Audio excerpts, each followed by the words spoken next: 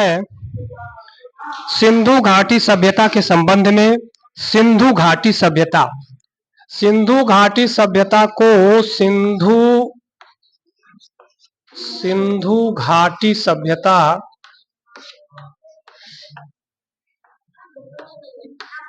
को हड़प्पा सभ्यता कहते हैं। इसलिए 1921 ईस्वी में दयाराम साहनी ने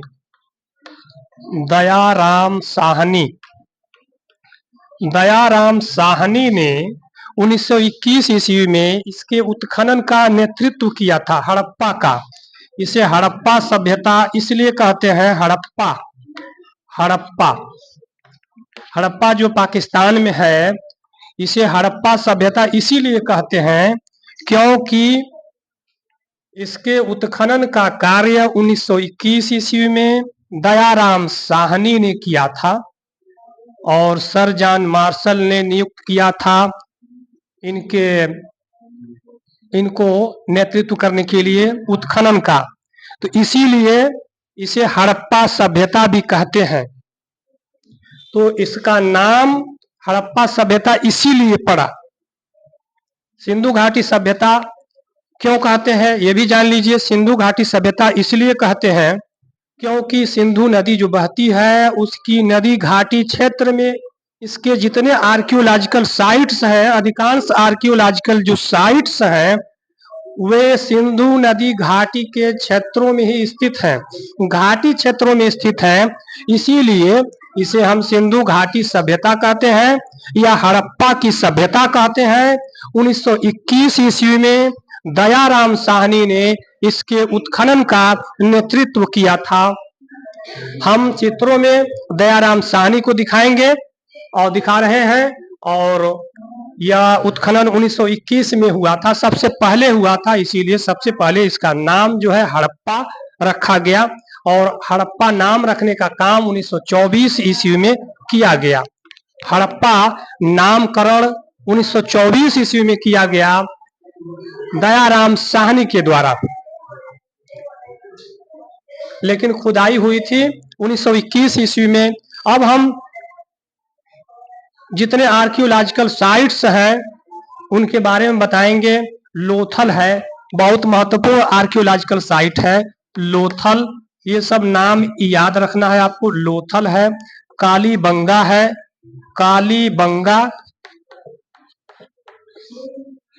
कालीबंगा है, धौलावीरा है, धौलावीरा।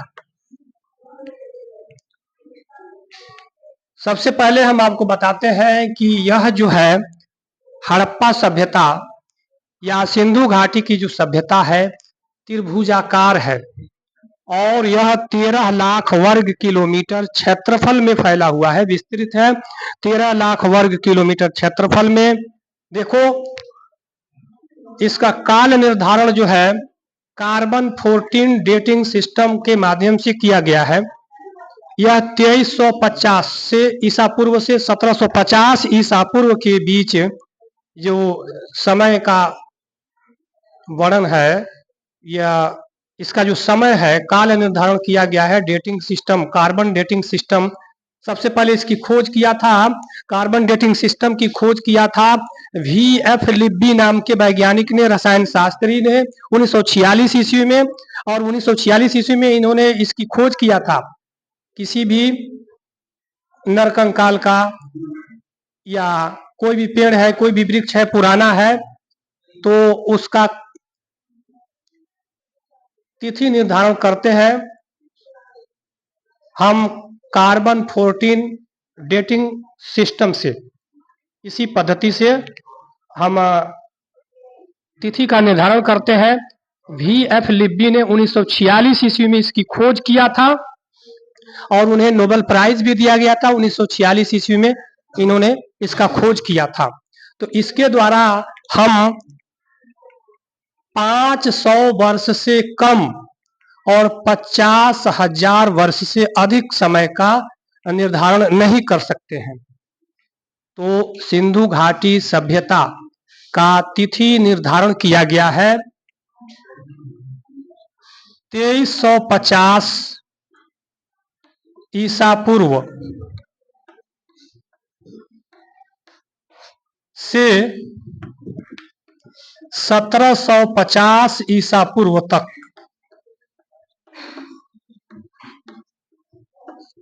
1350 ईसा पूर्व से 1750 ईसा पूर्व तक इसका तिथि निर्धारण किया गया है। C14 तिथि निर्धारण पद्धति के माध्यम से। लेकिन एक और बात है, सारगोन अभिलेख है। सारगोन अभिलेख मेसोपोटामियन सभ्यता जो है, मेसोपोटामिया की सभ्यता में सारगोन अभिलेख के माध्यम से ये पता होता है कि इसे हम मेलुहा, सारगोन अभिलेख में मेलुहा कहा गया है। सिंधु घाटी सभ्यता को मेलुहा नाम दिया गया है और मेलुहा नाविकों का देश है। यहाँ हाजा पक्षी पाई जाती थी, हाजा पक्षी के लिए प्रसिद्ध था मेलुहा। तो सिंधु घाटी सभ्यता की ये विशेषताएं मेलुहा जिसे कहा गया है सारगोन अभिलेख में, और इस सारगोन अभिलेख में भी तिथि का निर्धारण किया गया है। लेकिन उसके माध्यम से जो तिथि है 2750 ईसा पूर्व से 2750 ईसा पूर्व से 3250 ईसा पूर्व तक, 2750 से लेकर के 3250 ईसा पूर्व तक ये जो सारगोन अभिलेख है इसके द्वारा हमें पता चलता है कि सिंधु घाटी की जो सभ्यता थी उसका तिथि निर्धारित किया गया है। लेकिन यह परिपक्व अवस्था में, हड़प्पा की सभ्यता अपनी परिपक्व अवस्था में 2000 ईसा पूर्व से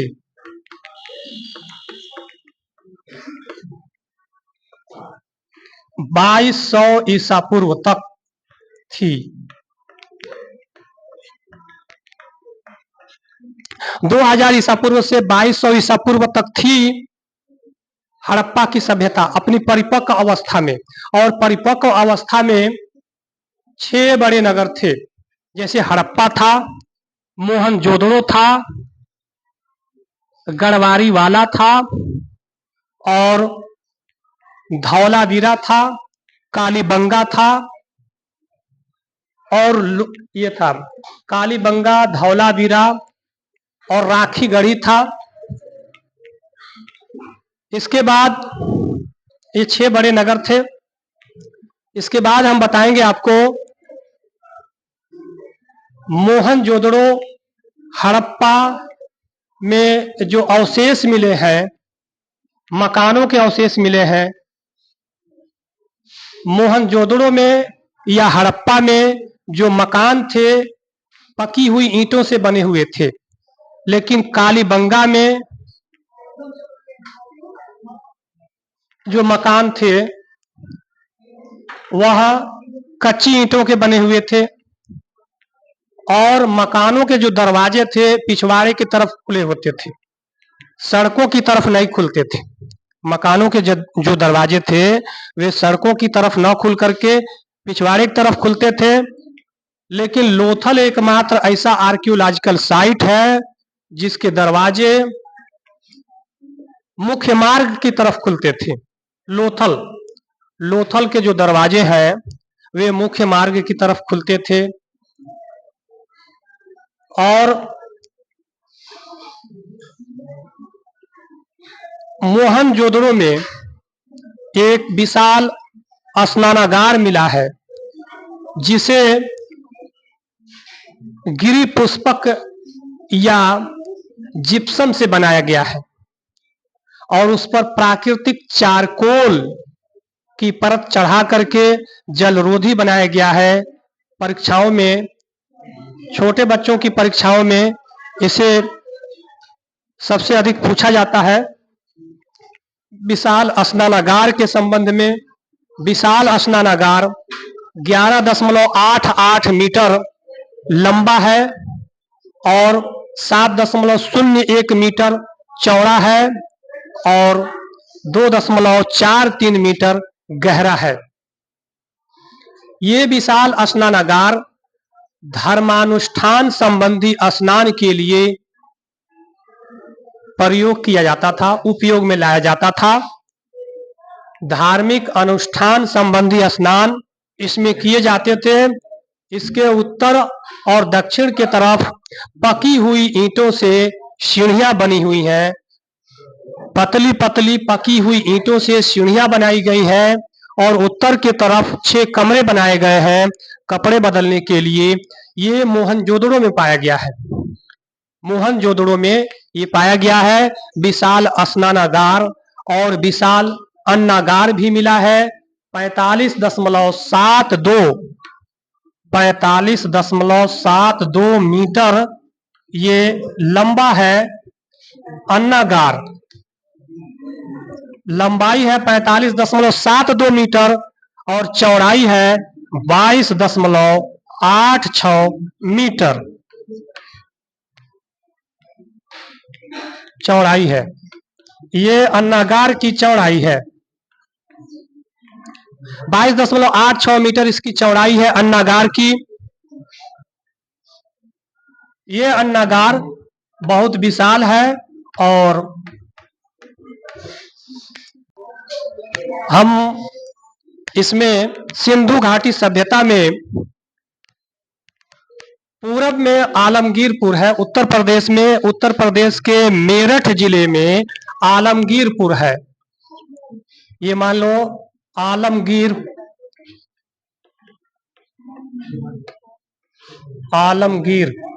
ये यूपी में है और पूरब में है, पूर्व में, और उत्तर में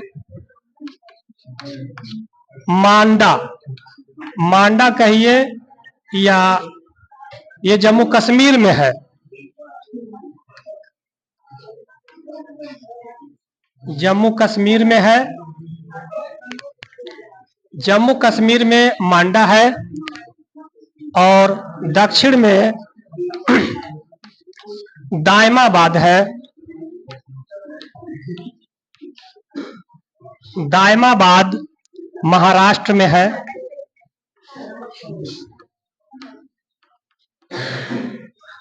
देखो यह चिनाब नदी के किनारे है। चिनाब नदी, यह हिंडन नदी के किनारे है। यह हिंडन नदी के किनारे है। यह जो परवरा नदी के किनारे है, परवरा नदी के किनारे है। और यह जो है सुतका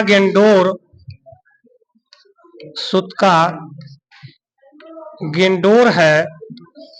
यह सुतका गेंडोर जो है बलूचिस्तान में है।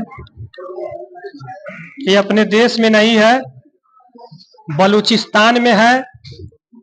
और यह दास्क नदी के किनारे है।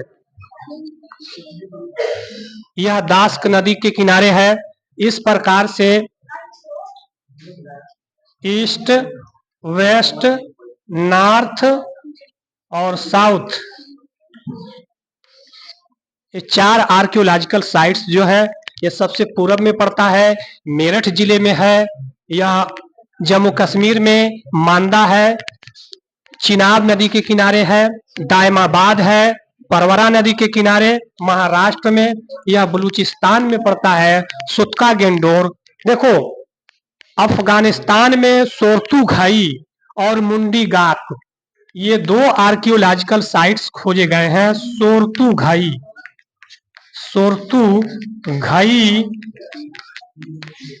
और दूसरा है मुंडी गाक। ये मुंडी गाक और सोरतू घाई। तो इसमें जो सोरतू घाई जो है यह उत्तरी अफगानिस्तान में है।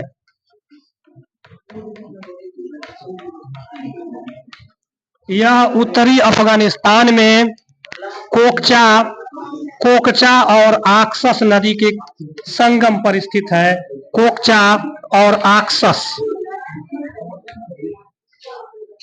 कोकचा और आक्सस नदी के संगम पर स्थित है यह सोरथु घाई। अब इसके बाद हम बताएंगे कि लोथल जो है सबसे महत्वपूर्ण आर्कियोलॉजिकल साइट है लोथल। लोथल का नाम याद कर लीजिए। लोथल जो है बहुत ही महत्वपूर्ण आर्कियोलॉजिकल साइट है और यह सबसे पहले एक बंदरगाह था और व्यापारिक नगर था। यह भारत के लिए बहुत ही महत्वपूर्ण व्यापारिक नगर था लोथल। लोथल के बारे में जानिए, बहुत महत्वपूर्ण है। यहाँ पर 1957 ईस्वी में गोदीवाड़ा मिला है, डॉकयार्ड मिला है। गोदीवाड़ा मिला है, डॉकयार्ड मिला है, मतलब जहाजें या नावें जहां आकर के रुकती थी उसको गोदीवाड़ा कहते हैं। 1957 ईस्वी में मिला है। एस.आर. राव जो है, एस.आर. राव इसके खोजकर्ता है। लोथल के खोजकर्ता एस.आर. राव हैं। यह बहुत ही महत्वपूर्ण और प्राचीनतम बंदरगाह था। लोथल के बारे में बता चुके हैं कि इनके मकान के जो दरवाजे थे मुख्य मार्ग के तरफ ही खुलते थे लोथल, और यह व्यापारिक नगर था और महत्वपूर्ण बंदरगाह था। लोथल के बाद आपको हम बताएंगे कालीबंगा के बारे में। कालीबंगा का मतलब है काली चूड़ियां, तो लिख देते हैं यहाँ पर कालीबंगा यानी काली चूड़ियां, जो राजस्थान में है और बहुत ही महत्वपूर्ण आर्कियोलॉजिकल साइट है, पुरातात्विक स्थल है कालीबंगा। और यहाँ पर जूते हुए खेत के प्रमाण मिले हैं। जूते हुए खेत के प्रमाण मिले हैं यहाँ पर। और सुनो, जूते हुए खेत के प्रमाण,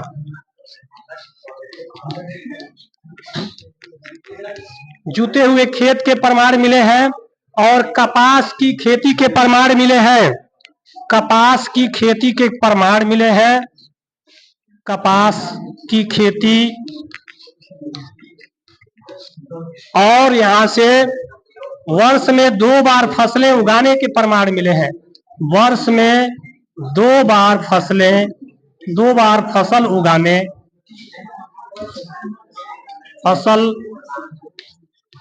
के प्रमाण मिले हैं।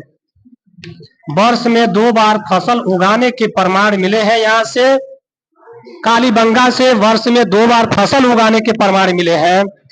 और इसके बाद हम बताएंगे आपको चनहूदड़ों के बारे में।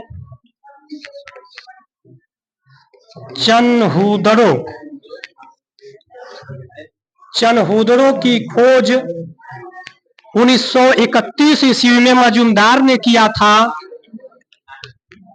चनहूदड़ों जो है उसकी खोज मजूमदार ने 1931 में मजूमदार ने किया था और 1935 में इसकी खुदाई किया था मैके ने इसकी खुदाई किया था 1935 में। और चनहूदड़ों से देखो जी, चनहूदड़ों से स्त्री सौंदर्य प्रसाधन लिपस्टिक के अवशेष के प्रमाण मिले हैं। लिपस्टिक के अवशेष मिले हैं। स्त्रियों के सौंदर्य प्रसाधन सामग्री का प्रमाण मिला है, लिपस्टिक का प्रमाण मिला है। यहाँ से झूकर झांगर के सांस्कृतिक अवशेष का भी प्रमाण मिला है। झूकर झांगर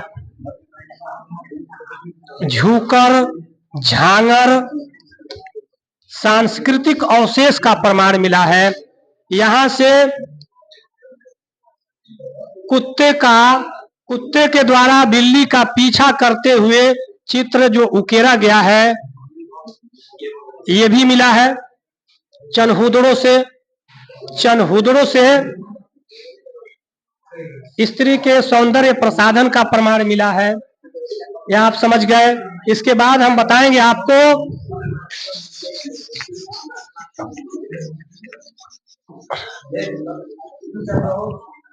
सुरकोटदा। सुरकोट सुरकोटदा जो है, सुरकोटदा, सुरकोटदा जो है गुजरात में है और यहाँ से घोड़े के अवशेष मिले हैं। देखो, सिंधु घाटी सभ्यता में घोड़े का उपयोग ये लोग करना नहीं जानते थे, तलवार नहीं बनाते थे, तलवारों से लड़ाई नहीं करते थे।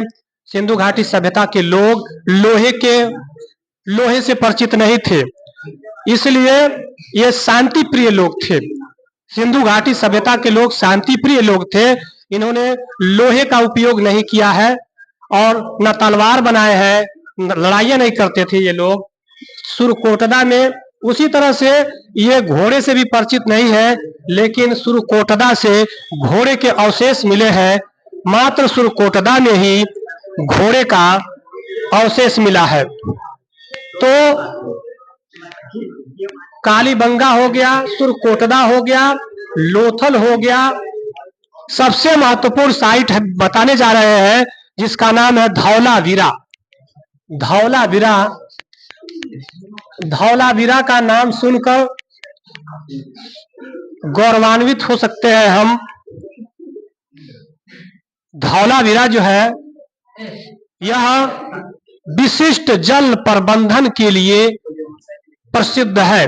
धौलावीरा, धौलावीरा अपने विशिष्ट जल प्रबंधन के लिए प्रसिद्ध है। विशिष्ट जल प्रबंधन, विशिष्ट जल प्रबंधन,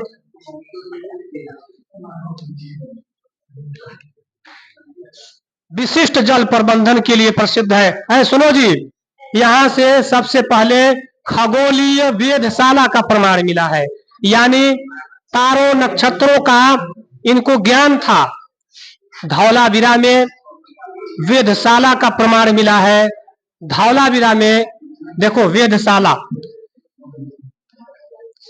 पहला वेधशाला बनाया गया था धौलावीरा में, और स्टेडियम बनाया गया था। सबसे पहले स्टेडियम का प्रमाण मिला है धौलावीरा में। स्टेडियम, खेल देखते हैं, या स्टेडियम का प्रमाण मिला है यहां से। और 16 कृत्रिम जलाशय, तालाब खुदवाए गए थे। 16 कृत्रिम जलाशय, कृत्रिम जलाशय के प्रमाण मिले हैं। कृत्रिम जलाशय, 16 कृत्रिम जलाशय के प्रमाण मिले हैं धौलावीरा से। तो ये धौलावीरा जो है हमें गौरवान्वित करता है। विशिष्ट जल प्रबंधन, सबसे पहले वेधशाला बनाई गई थी, स्टेडियम बनाया गया था। और सुनो जी,